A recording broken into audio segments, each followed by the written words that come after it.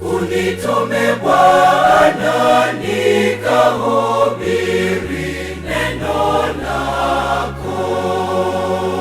Karibu mpenzi mtazamaji katika kipindi chetu cha mtakatifu wa leo. Ikiwa leo ni tarehe 27 Januari, Kanisa Katoliki linamheshimu na kumkumbuka Mtakatifu Angela Merisi. Kukuletea kipindi hiki, jina langu ni Sister Janet. Karibu tuwe sote mwanzo hadi tamati. Mtakatifu Angela alizaliwa katika kijiji cha Desenzano karibu na Brescia huko Italia ya Kaskazini mnamo mwaka 1474. Alizaliwa katika familia ya Kikristo ambayo haikuwa maskini wala haikuwa tajiri. Yeye alikuwa ni mtoto wa 5 katika familia ya watoto 6. Baba yake alipenda kuwasomea watu wa familia yake historia ya maisha ya watakatifu. Historia hizo zilijenga moyoni mwa Angela upendo kwa Yesu Kristo na ibada na heshima kwa watakatifu, hasa Mtakatifu Ursula. Baba yake Angela ambaye aliitwa Yohana alikuwa mkulima na mama yake aliitwa Catherine, na alikuwa na kaka yake ambaye alikuwa ni mmoja kati ya watu wa halmashauri ya mji wa Salo karibu na Brescia. Angela alikuwa na kaka 4 na dada 1. Aliishi Desenzano kipindi chote cha ujana wake katika sehemu iliyoitwa Grezi. Angela alipata malezi bora ya kiroho kutoka kwa wazazi wake.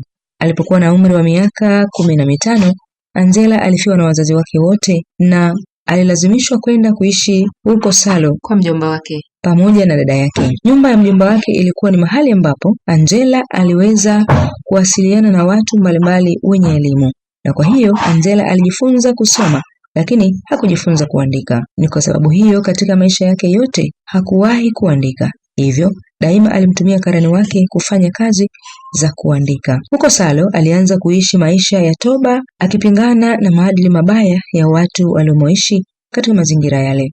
Wakati huo alifanya uamuzi wake wa kwanza wa maisha, yaani kuwa mtawa wa utawa wa 3 wa Wafransisko, ili kumfuasa Kristo kwa ukaribu zaidi na pia ili aweze kupokea kwa uhuru zaidi sakramenti ya kitubio na Ekaristi takatifu.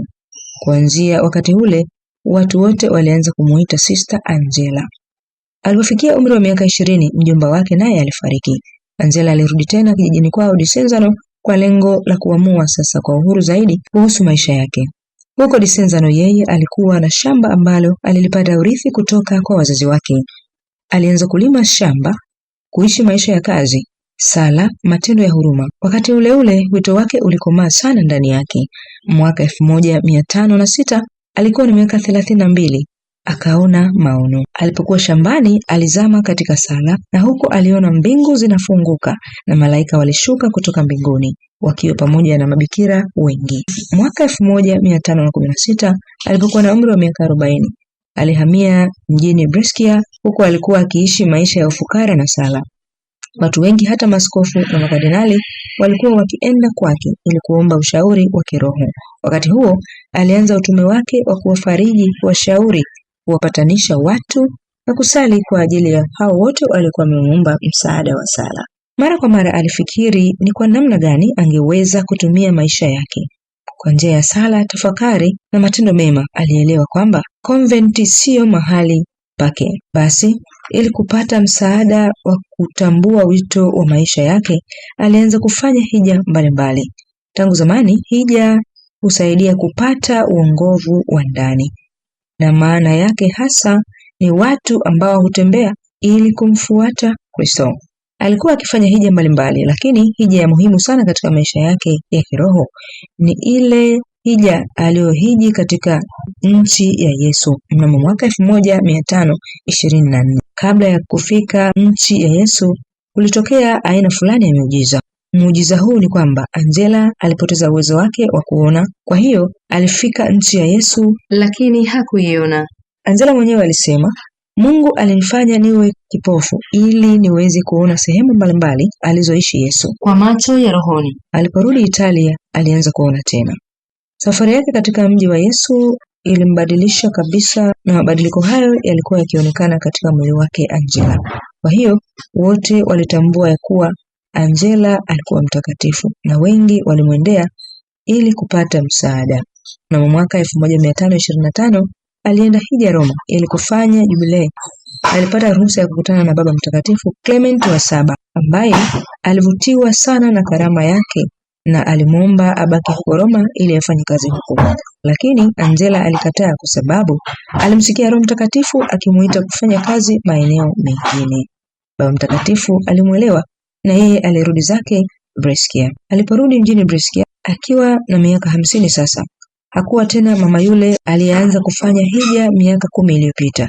Safari zake hizo za hija zilimbadilisha maisha yake ya kiroho kuwa ya ndani kabisa. Kwa njia ya maono, Angela alipata wazo la kuanzisha shirika la wasichana mabikira. Maono hayo aliona ngazi ndefu iliyounganisha mbingu na dunia, na kwenye ngazi hiyo aliona wasichana wengi wakipanda ngazi, kila mmoja akimwelekea malaika wake mlinzi.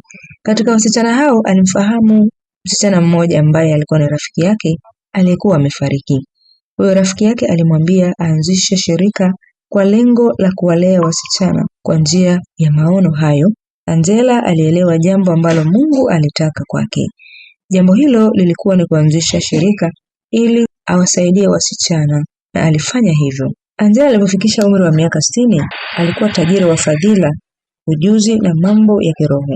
Alikuwa akiwaelekeza hata wanawake wengine namna yeye alivyopenda kuishi katika sala, tafakari na kutenda matendo ya huruma. Mnamo mwaka 1529 alihamia Brescia na aliwaambia kikundi cha akina mama marafiki zake kwamba alikuwa ameweka nadhiri kwa siri, alijiweka wakfu wa Kristo, na pia kwamba alimwahidi Kristo kumtumikia katika jirani, hasa katika wasichana wale ambao walikuwa wakihitaji zaidi msaada, huduma na upendo. Karama ya Angela iliwavutia marafiki zake, na kati ya hao 12 waliamua kumfuata kutoka maeneo mbalimbali, kijiweka wakfu kwa Kristo, pasipo kukaa konventini na pasipo kuvaa nguo za kitawa, bali kila mmoja aliishi nyumbani kwake na aliendelea na kazi zake kama kawaida. Na kwa namna hiyo waliweza kuwa huru zaidi kuwasaidia jirani, kama vile wagonjwa, wajane, wasichana yatima, kufundisha katekesi kwa watoto, kufanya usafi kanisani na kadhalika. Angela alimchagua Kristo kama nguzo ya maisha yake. Yeye alijiweka wakfu kwake kwa upendo wa pekee. Alimpenda kwa upendo mkubwa kwa sababu Kristo alikuwa ni mchumba wake. Kutokana na maono hayo ya Mtakatifu Angela, alianzisha shirika ambalo liliitwa Shirika la Mtakatifu Ursula. Angela tangu utoto wake, wakati baba yake alipokuwa akiwasomea historia ya watakatifu mbalimbali, yeye alimpenda sana Ursula, msichana mwana wa mfalme wa Uingereza, ambaye aliwaambia wasichana marafiki zake siri yake ya kujiweka wakfu kwa Kristo na kutaka kuwa mwaminifu kwake tu. Wale wasichana marafiki zake walikuwa wapagani, lakini walipopata mafundisho kutoka kwa Ursula, walifuata mfano wake hadi kufa kifodini huko Ujerumani na kubaki waaminifu kwa Kristo. Angela alivutiwa sana na historia ya Mtakatifu Ursula na wenzake, na alitaka ujasiri wa kupokea safari yake yenye shida mbalimbali na kifodini uwe hata ujasiri wa wasichana wa shirika lake. Angela alimchagua Mtakatifu Ursula awe msimamizi wa shirika lake. Tarehe 25 Novemba mwaka 1535, kumbukumbu ya Mtakatifu Katarina wa Alexandria, Angela alianzisha rasmi shirika la Mtakatifu Ursula. Na mwaka 1537 mwezi wa 3, Angela aliteuliwa kuwa mama mkuu wa shirika hilo kwa maisha yake yote. Angela alifariki dunia tarehe 27 Januari mwaka 1540. Angela alipofariki alikuwa na umri wa miaka 150. Baada ya kifo chake, maiti iliachwa mwezi mmoja bila kuzikwa. Watu waheshimu maiti yake na haikuharibika.